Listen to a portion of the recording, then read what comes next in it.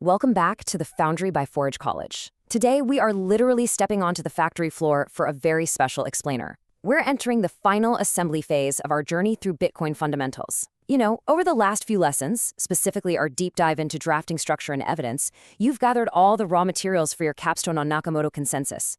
You've crunched the math, you've survived the cryptography, and, well, now it's time to build.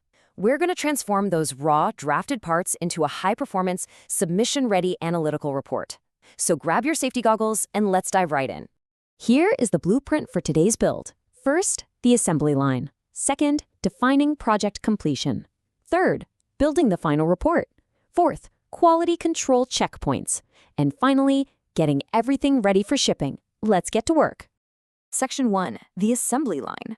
Gathering your prefabricated parts.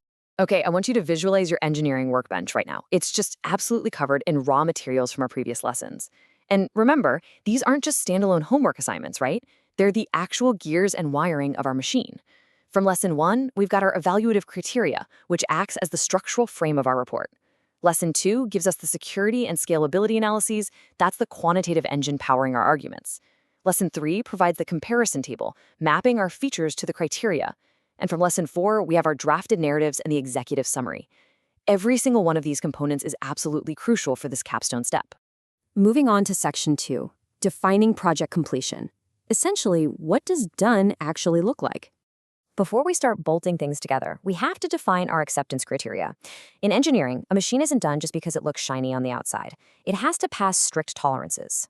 So, if you're describing Nakamoto features, you must define all core features and back them up with at least 2 citations. Next, every single substantive claim you make has to reference at least 1 table row. You can't just say a blockchain is secure because you kind of have a good feeling about it. No way. You have to point directly to the data. For trade-offs, we need at least 3 of them documented with actual metrics. And that executive summary, keep it tight. Under 300 words, exactly 3 core findings. Honestly, no exceptions on that one. All right, Section 3, building the final report. Time to start bolting the pieces together. Now we do the heavy lifting of merging all our texts, tables, and citations into one seamless document. Phase 1 is preparation and integration.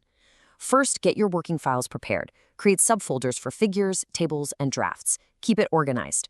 Second, and this is a big one, integrate the Lesson 3 comparison table right into your results section. This table is your evidentiary spine. Third, tighten up that executive summary so it reads like a crisp engineering spec, not a rambling novel. And fourth, rework your methodology and limitations to explicitly state your assumptions. So this visual perfectly illustrates what an evidentiary spine really is. Imagine a weak claim as this bold academic statement just floating out there in midair, completely unsupported. It's like claiming a bridge can hold 1,000 tons just because you feel pretty good about it.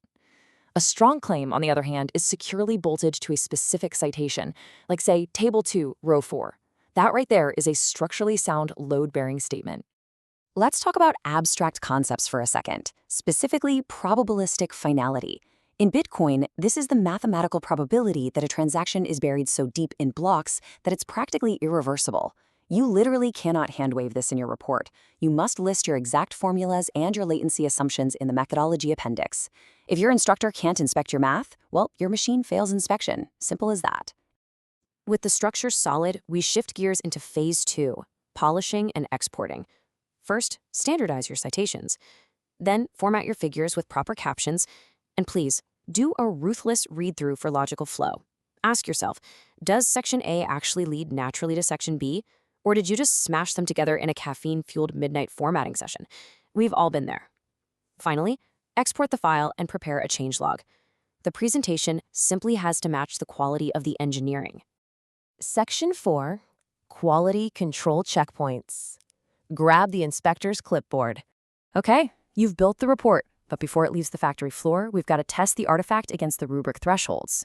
Here's your checklist. First, evidence linkage. Are 90% or more of your claims directly referenced? Second, rubric thresholds. Are you hitting the marks for coverage and clarity? Third, formatting. I want to see 0 broken links and 0 missing captions. None. Fourth, trade-off completeness. Did you include at least 3 metric-backed trade-offs, like say decentralization versus transaction throughput? And finally, reproducibility. Are your appendix calculations actually in the appendix?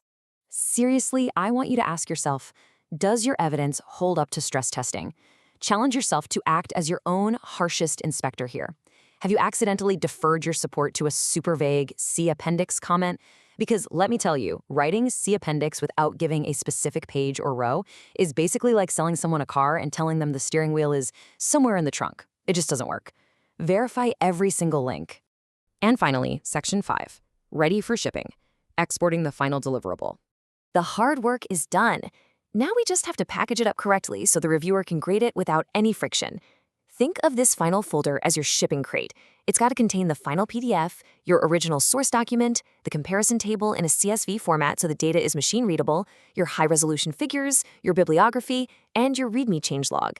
Basically, you are handing them a perfectly organized crate with absolutely zero missing parts. You've built the rapport, you've shipped the crate, and you have officially conquered this capstone on Nakamoto Consensus. Awesome job. But here is a little something to think about before we go. As flawless as a consensus mechanism might be, how does the network actually keep track of who owns what without a central bank? Is the consensus the whole machine, or is it really just the engine? Next time, we're going to shift from the network level all the way down to the transaction level as we unpack the UTXO model. Thank you so much for joining me for this explainer. To continue your Web3 engineering journey, make sure to head over to forge.college. I will see you on the next build.